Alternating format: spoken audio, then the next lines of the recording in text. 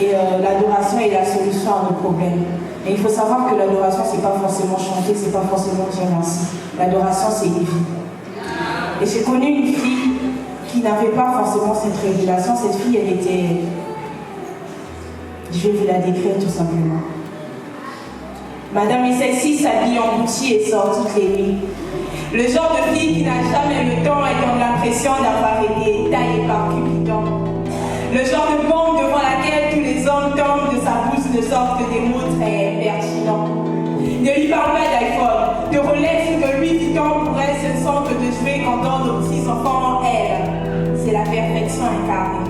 En apparence, elle ne manque de rien. Et son passe-temps est de compter ses nombres bien. Si la beauté est l'art de parler et les atouts demandés pour entrer au ciel, alors désolé mes très chères sœurs, mais nous serions recalés. Chaque chose en son temps. Les sages disent que toute chose a une fin, que demain matin n'est qu'une espérance et que nul ne peut assurer son lendemain. Moi, ayant chanté toute ma vie, elle, ayant chanté, dansé toute sa vie, se retrouva fort dépourvue quand le jour du jugement fut venu. Pas une seule âme gagnée, jamais Jésus-Christ s'est accepté. À coup de make-up, de fossiles, de webinaire, elle a apparu de sa beauté extérieure. Et pas un seul grain. Pas un seul critère pour parer sa beauté intérieure. Miroir, miroir, mon beau miroir.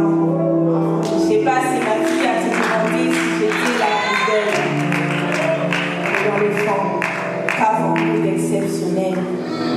Moi, vierge folle, je suis allée à la rencontre de l'époux sans prendre de l'huile en réserve et voici, l'époux est venu dans toute sa gloire. Pour toi et moi, il n'y a plus d'espoir, il est déjà trop tard, c'est seulement.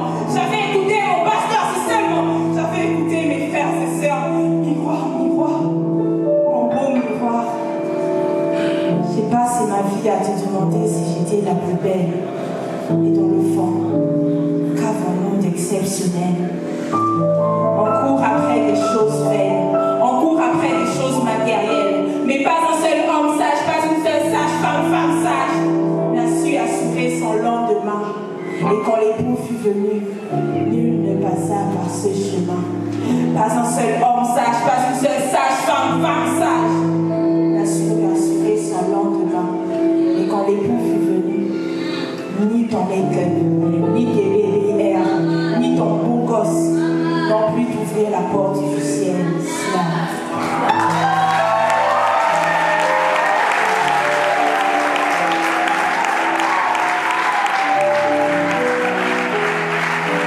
Ça, c'est une saveur de mon pays. Est-ce que tu peux m'acclamer? Évidemment, j'ai cherché c'est quoi l'adoration. Et quand j'ai fait mes études bibliques, j'ai souvent appris que le plus beau témoignage, la plus belle recommandation, c'était le témoignage qu'on avait déjà vécu.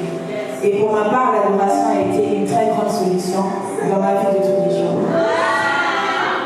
Et je me souviens encore que quand j'avais un problème, quand ça n'allait pas, je me souviens d'une prière que j'ai faite et je me suis finalement rendu compte que c'était souvent la prière de la plupart des chrétiens. C'était la suivante. Je l'ai faite à la fin de l'année, donc ça donnait... Seigneur, l'année a été difficile, pénible et très souvent impossible à vivre. J'ai connu des moments difficiles. Je n'ai pas réussi à payer toutes mes dettes. Cette année encore, mes examens ont été un échec. Je suis toujours malade. Père, j'ai perdu mon père, ma fille, mon bébé et toutes ces personnes qui comptaient tant pour moi. Après avoir fait cette prière, j'ai dit, wow, on rencontre beaucoup de problèmes communs. Et j'étais tellement triste. J'ai dit, Seigneur, on passe une nouvelle année. À quoi ça sert de continuer à avancer si les problèmes nous poursuivent? Quelle est donc la solution? Parce que Père, j'ai tout essayé. J'ai fait toutes sortes de prières, intercession, supplication, lamentation. Mais rien n'a marché. Père, m'as-tu oublié? À ce moment, j'entends une voix me réconforter. Cette voix me répond, Paul et Silas n'ont pas pleuré. Paul et Silas n'ont pas tergiversé.